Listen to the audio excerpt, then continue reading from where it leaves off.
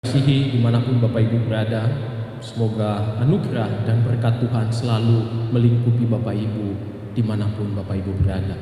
Pada minggu kali ini, minggu Prapaskah keempat, di tengah situasi kita saat ini, kita tetap menyelenggarakan ibadah di rumah masing-masing, dan saya tetap menyelenggarakan khotbah yang Bapak Ibu bisa dengar dimanapun Bapak Ibu berada.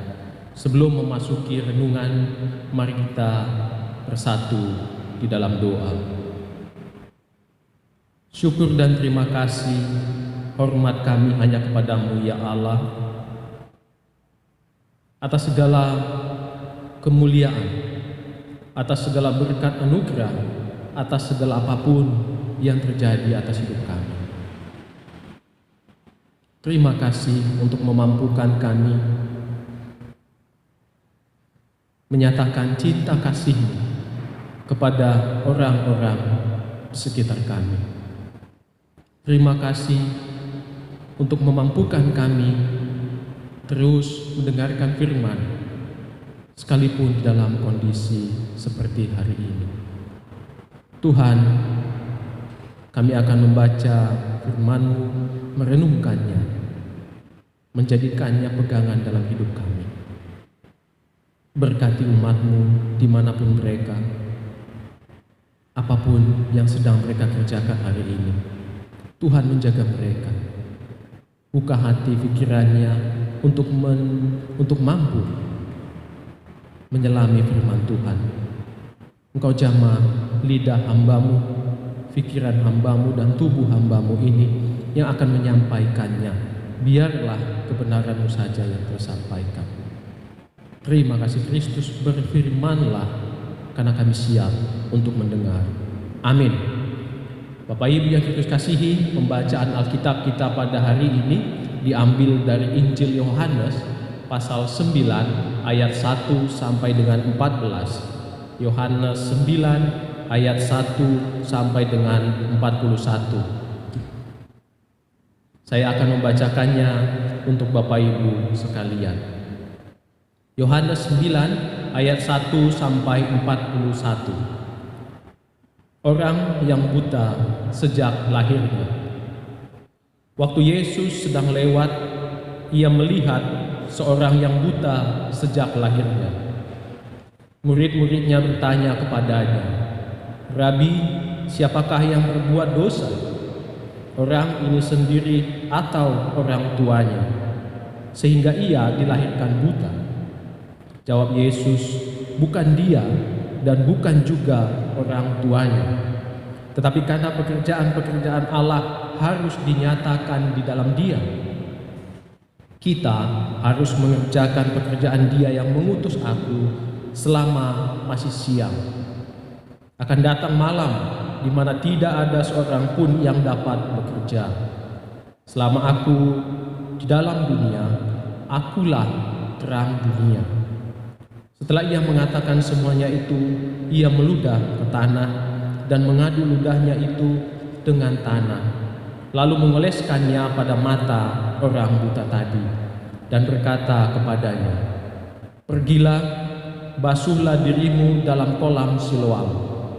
Siloam artinya yang diutus. Maka pergilah orang itu, ia membasuh dirinya lalu kembali dengan matanya sudah melek. Tetapi tetangga-tetangganya dan mereka yang dahulu mengenalnya sebagai pengemis berkata, "Bukankah dia ini yang selalu mengemis?" Ada yang berkata, "Benar, dialah ini." Ada pula yang berkata, "Bukan, tetapi ia serupa dengan dia." Orang itu sendiri berkata, "Benar, akulah itu." Kata mereka kepadanya, "Bagaimana matamu menjadi melek?" Jawabnya, "Orang yang disebut Yesus itu mengadu tanah, mengoleskannya pada mataku dan berkata kepadaku, 'Pergilah ke Siloam dan basuhlah dirimu.' Lalu aku pergi, dan setelah aku membasuh diriku, aku dapat melihat." Lalu mereka berkata kepadanya, "Di manakah dia?" Jawabnya, "Aku tidak tahu." Lalu mereka membawa orang yang tadinya buta itu kepada orang-orang Farisi. Adapun hari waktu Yesus mengadu tanah dan memelekkan mata orang itu adalah hari Sabat. Karena itu orang-orang Farisi pun bertanya kepadanya, bagaimana matanya menjadi melek? Jawabnya, ia mengoleskan adukan tanah pada mataku. Lalu aku membasuh diriku dan sekarang aku dapat melihat. Maka kata sebagian orang-orang Farisi itu, orang ini tidak datang dari Allah, sebab ia tidak memelihara hari Sabat. Sebagian pula berkata, bagaimanakah seorang berdosa dapat membuat mukjizat yang demikian? Maka timbullah pertentangan di antara mereka. Lalu kata mereka pula kepada orang buta itu, dan engkau, apakah katamu tentang dia? Karena ia telah memelekkan matamu. Jawabnya, ia adalah seorang nabi. Tetapi orang-orang Yahudi itu tidak percaya bahwa tadinya ia buta dan baru dapat melihat lagi, sampai mereka memanggil orang tuanya dan bertanya kepada mereka, inikah anakmu yang kamu katakan bahwa ia lahir buta? Kalau begitu bagaimanakah ia sekarang dapat melihat? Jawab orang tua itu, yang kami tahu ialah bahwa dia ini anak kami dan bahwa ia lahir buta. Tetapi bagaimana ia sekarang dapat melihat, kami tidak tahu. Dan siapa yang memelekkan matanya, kami tidak tahu juga. Tanyakanlah kepadanya sendiri, ia sudah dewasa. Ia dapat berkata-kata untuk dirinya sendiri. Orang tuanya berkata demikian karena mereka takut kepada orang-orang Yahudi, sebab orang-orang Yahudi itu telah sepakat bahwa setiap orang yang mengaku dia sebagai Mesias akan dikucilkan. Itulah sebabnya maka orang tuanya berkata, ia telah dewasa, tanyakanlah kepadanya sendiri. Lalu mereka memanggil sekali lagi orang yang tadinya buta itu dan berkata kepadanya, katakanlah kebenaran di hadapan Allah. Kami tahu bahwa orang itu orang berdosa. Jawabnya, apakah orang itu orang berdosa? Aku tidak tahu. Tetapi satu hal aku tahu, yaitu bahwa aku tadinya buta dan sekarang dapat melihat. Kata mereka kepadanya, apakah yang diperbuatnya padamu? Bagaimana ia memelekkan matamu? Jawabnya, telah kukatakan kepadamu dan kamu tidak mendengarnya. Mengapa kamu hendak mendengarkannya lagi? Barangkali kamu mau menjadi muridnya juga? Sambil mengejek, mereka berkata kepadanya, engkau murid orang itu, tetapi kami murid-murid Musa. Kami tahu bahwa Allah telah berfirman kepada Musa, tetapi tentang dia itu kami tidak tahu dari mana ia datang. Jawab orang itu kepada mereka, aneh juga bahwa kamu tidak tahu dari mana ia datang, sedangkan ia telah memelekkan mataku. Kita tahu bahwa Allah tidak mendengarkan orang-orang berdosa, melainkan orang-orang yang saleh dan yang melakukan kehendaknya. Dari dahulu sampai sekarang tidak pernah terdengar bahwa ada orang yang memelekkan mata orang yang lahir buta. Jikalau orang itu tidak datang dari Allah, ia tidak dapat berbuat apa-apa. Jawab mereka, engkau ini lahir sama sekali dalam dosa, dan engkau hendak mengajar kami. Lalu mereka mengusir dia keluar. Yesus mendengar bahwa ia telah diusir keluar oleh mereka. Kemudian ia bertemu dengan dia dan berkata, percayakah engkau kepada Anak Manusia? Jawabnya, siapakah dia Tuhan? Supaya aku percaya kepadanya. Kata Yesus kepadanya, engkau bukan saja melihat dia, tetapi dia yang sedang berkata-kata dengan engkau, dialah itu. Katanya, aku percaya Tuhan. Lalu ia sujud menyembahnya. Kata Yesus, aku datang ke dalam dunia untuk menghakimi, supaya barang siapa yang tidak melihat dapat melihat, dan supaya barang siapa yang dapat melihat menjadi buta. Kata-kata itu didengar oleh beberapa orang Farisi yang berada di situ, dan mereka berkata kepadanya, apakah itu berarti bahwa kami juga buta? Jawab Yesus kepada mereka, "Sekiranya kamu buta, kamu tidak berdosa. Tapi karena kamu berkata, kami melihat, maka tetaplah dosamu." Sedemikian jauh pembacaan Alkitab kita. Yang berbahagia adalah mereka yang mendengarkan, menghayati, serta melakukannya. Haleluya. Bapak Ibu yang Kristus kasihi, di Minggu Prapaskah keempat ini, nas Yohanes 9 ini sungguh menarik untuk kita ulas. Ada banyak poin yang sebenarnya bisa kita angkat dari Yohanes 9 ayat 1 sampai 41 ini. Saya mencoba membaginya dalam beberapa bagian yang saya akan angkat hanya 2 saja untuk pertemuan ini. Yohanes 9 ayat 1 sampai 41 ini, pada ayat 1 sampai 7 itu pertemuan Yesus dengan orang buta yang sejak lahirnya. Yohanes 9 ayat 8 sampai 12 berisi tentang kesaksian orang yang buta itu yang sudah sembuh terhadap tetangganya. Lalu kemudian 13 sampai 34 kesaksian orang yang buta yang sudah disembuhkan terhadap orang-orang Farisi dan orang tuanya. 35 sampai 39 berisi tentang pengakuan confession, pengakuan iman orang buta itu terhadap Yesus sebagai Tuhan. Bapak Ibu yang Kristus kasihi, nas ini sungguh menarik karena diawali dengan aktivitas Yesus yang berjalan bersama murid-muridnya. Beberapa penafsir memberikan tafsiran bahwa Yohanes 9 ini ada hubungannya dengan Yohanes 8. Pada ayat 59, Yohanes 8 ayat 59 dikatakan Yesus menghilang dan meninggalkan bait Allah. Maka disambung dengan Yohanes 9 waktu Yesus sedang lewat. Ada yang memberikan tafsiran bahwa ketika Yesus meninggalkan bait Allah, Yesus dan murid-muridnya hendak pergi lalu bertemu dengan seorang yang buta sejak lahirnya. Dalam pertemuan itu maka muncullah dialog antara murid dengan Yesus tentang dosa siapa sehingga orang ini menjadi buta sejak lahirnya. Dalam pemahaman, dalam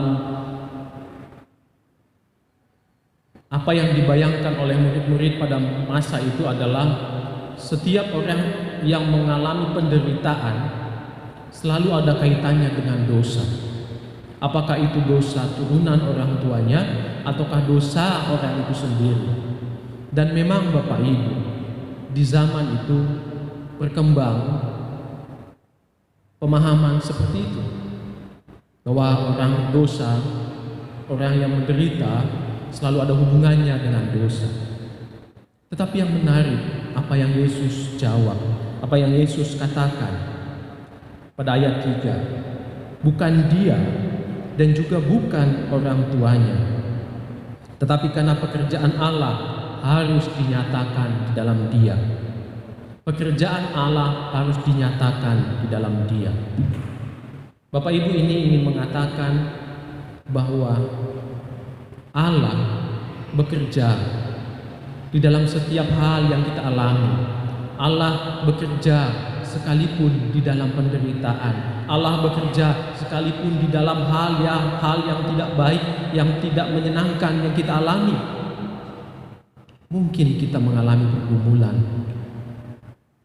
tapi yakin dan percaya Allah ingin menyatakan suatu rencananya, karena rencana Allah adalah rencana damai sejahtera. Bapak Ibu yang Kristus kasihi, maka ayat 4 ini melanjutkan bahwa kita harus mengerjakan pekerjaan Dia yang mengutus aku selama masih siang. Artinya bahwa Yesus mengajak peran aktif umat yang percaya. Setiap orang yang mengaku Yesus Tuhan diajak oleh Yesus untuk menyatakan pekerjaan-pekerjaan Allah ini. Bagaimana kita mampu menyatakan pekerjaan Allah di dalam dunia? Bapak Ibu, banyak hal yang kita bisa lakukan untuk menyatakan pekerjaan Allah di dalam dunia ini. Menyatakan cinta kasih kita kepada orang lain, menjaga sesama. Itu merupakan peran aktif kita. Kisah ini kemudian berlanjut dengan penyembuhan, di mana Yesus menyembuhkan dengan satu metode yang juga pernah dilakukannya, yaitu dengan ludah. Dan kali ini ludah dan tanah. Bapak Ibu, dicatat di dalam Injil lain juga Yesus pernah melakukan penyembuhan dengan ludah.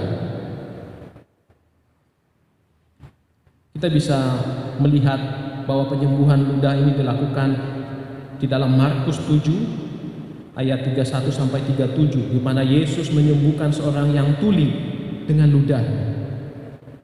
Dalam Markus 8 ayat 22 sampai 26, Yesus menyembuhkan seorang buta di Betsaida. Pada Injil lainnya, Yohanes 4 ayat 46 sampai 53, Yesus menyembuhkan anak pegawai istana. Artinya apa Bapak Ibu? Yesus menyembuhkan dengan berbagai metode, dengan berbagai cara. Banyak hal yang akan dipakai oleh Allah untuk menyembuhkan kita. Yakin dan percayalah bahwa penyembuhan, pemulihan itu akan terjadi. Ketika kemudian dalam Yohanes 9 ini, ketika Yesus sudah mengoleskan ludah dan tanah kepada mata orang buta ini, lalu Yesus berkata, "Pergilah, basuhlah dirimu dalam kolam Siloam." Ini memberikan makna bahwa penyembuhan itu membutuhkan respon aktif dari kita. Yesus sudah bekerja, tapi pekerjaan itu butuh kita respon dengan baik, dengan aktif untuk melakukan apa yang Yesus katakan. Maka pergilah orang itu, ia membasuh dirinya lalu kembali dengan matanya sudah melek. Mari lihat Bapak Ibu, Yesus mengoleskan ludah tanah ke mata orang buta itu dan berkata, "Pergilah, basuhlah."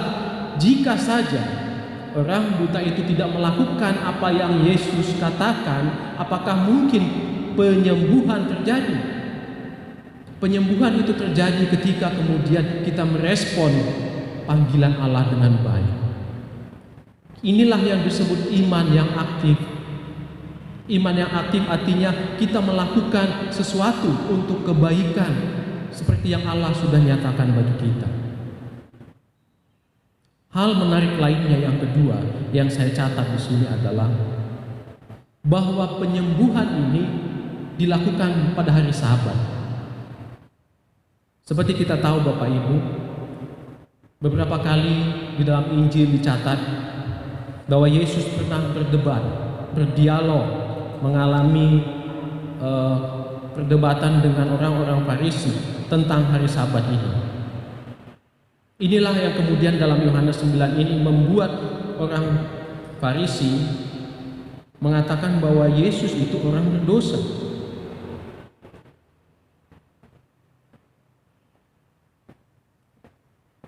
Ayat 16 berkata, "Maka kata sebagian orang-orang Farisi itu, orang ini tidak datang dari Allah sebab ia tidak memelihara hari Sabat."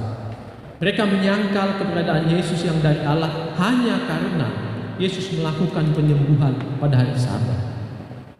Mereka bahkan mengatakan Yesus adalah orang berdosa karena melanggar hari Sabat menurut orang Farisi. Kejadian ini Bapak Ibu tidak hanya di sini saja. Kita juga bisa melihat bagaimana mukjizat penyembuhan, bagaimana pekerjaan-pekerjaan Yesus dilakukan pada hari Sabat. Dalam Injil Lukas 13 ayat 10 sampai 17, Yesus menyembuhkan seorang perempuan yang telah 18 tahun dirasuki roh sehingga sakit bungkuk dan tidak dapat berdiri dengan tegak pada hari Sabat.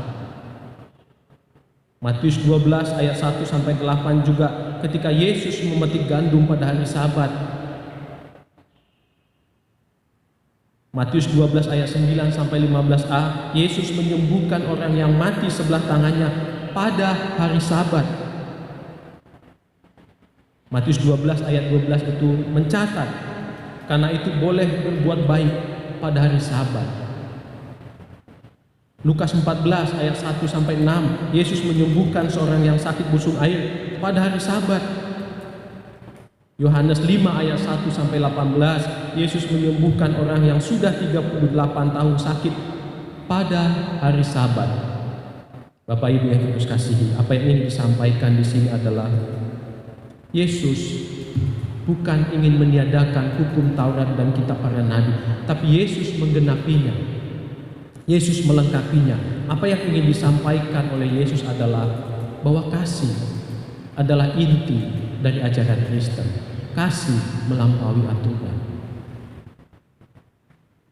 Bapak Ibu yang Yesus kasihi, pada situasi kita hari ini, wujud kita mengasihi adalah dengan menjaga, mengikuti apa yang pemerintah sudah anjurkan untuk kita social distance. Kita menjaga teman-teman kita menjaga sahabat-sahabat kita. Agar apa? Supaya pandemi virus corona ini bisa kita putus mata rantainya.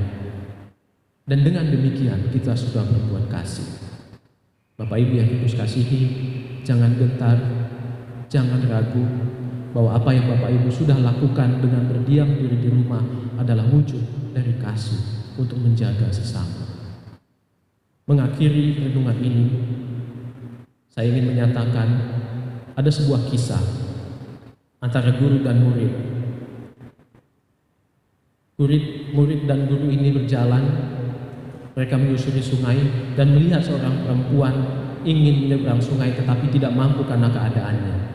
Lalu guru ini menggendong perempuan ini dan menyeberangkannya. Lalu murid ini bertanya, "Guru, mengapakah engkau melakukan itu padahal engkau tahu kita dilarang untuk bersentuhan dengan perempuan?" Tapi jawaban guru ini berkata, "Muridku, mengapakah engkau masih membawanya dalam pikiranmu, sementara aku sudah meninggalkannya di seberang?" Bapak Ibu yang Yesus kasihi, dengan renungan ini, semoga Tuhan memberkati kita, semoga Tuhan memanggil kita untuk menjadi pelaku-pelaku kasih-Nya. Amin. Kita bersatu di dalam doa. Kami mengucap syukur ya Kristus untuk apa yang Engkau telah nyatakan bagi kami, untuk mau selalu beserta kami di tengah situasi seperti sekarang ini. Kami siap untuk mengerjakan pekerjaan-pekerjaan Tuhan yang Engkau nyatakan di dalam hidup kami, bagi dunia ini, bagi bangsa kami, bagi lingkungan kami. Pakailah kami Tuhan untuk menyatakan pekerjaan-pekerjaan Tuhan selama hari masih siang. Apapun yang Tuhan ingin kami lakukan, Tuhan nyatakan, mampukan kami. Di tengah situasi seperti sekarang ini ya Tuhan, Engkau memakai banyak orang. Engkau memakai pemerintah kami, Engkau memakai para medis, Engkau memakai TNI Polri, Engkau memakai hamba-hamba Tuhan, rohaniawan, Engkau memakai semua orang masyarakat untuk memutus mata rantai virus corona ini. Tuhan, kami yakin dan percaya pemulihan akan terjadi atas bangsa kami, atas dunia ini. Karena Tuhan telah berjanji, rancangan adalah rancangan damai sejahtera. Kami membawa dalam doa setiap umat jemaat-Mu yang berada dimanapun mereka, yang dalam keadaan sakit, apapun sakitnya, Tuhan menjamah mereka, Tuhan menjadi tabib yang ajaib atas mereka. Berikan kesembuhan bagi mereka. Jemaat yang mengalami ketakutan, gelisah, apapun itu ya Kristus, kuatkan kami, mampukan kami tetap berdiri teguh untuk menyatakan cinta kasih-Mu. Kami ingin menjadi pelaku-pelaku pekerjaan Tuhan. Kami juga berdoa untuk gereja-gereja, pemerintah kami ya Tuhan. Hari ini Engkau nyatakan kasih-Mu bagi mereka, Engkau kuatkan mereka. Setiap orang yang Kau pakai, mampukan mereka untuk menjadi saluran berkat. Berkati kami ya Kristus, berkati masyarakat kami, berkati bangsa kami, berkati dunia ini untuk menjadi dunia yang lebih baik. Ampunkan kami akan dosa kami. Terimalah doa kami ini dengan melandaskannya seperti doa yang Kau ajarkan. Bapa kami yang di surga, dikuduskanlah nama-Mu, datanglah kerajaan-Mu, jadilah kehendak-Mu di bumi seperti di surga.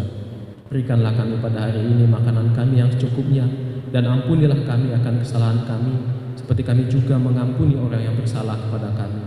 Dan janganlah bawa kami ke dalam pencobaan, tapi lepaskanlah kami daripada yang jahat. Karena Engkaulah yang punya kerajaan dan kuasa dan kemuliaan sampai selama-lamanya. Amin. Terimalah berkat dari Tuhan, kasih karunia dari Allah Bapa, Tuhan kita Yesus Kristus, persekutuan Roh Kudus, itulah yang memberkati hidupmu, hidup keluargamu, hidup bangsa ini, hari ini, esok, dan untuk selama-lamanya. Amin.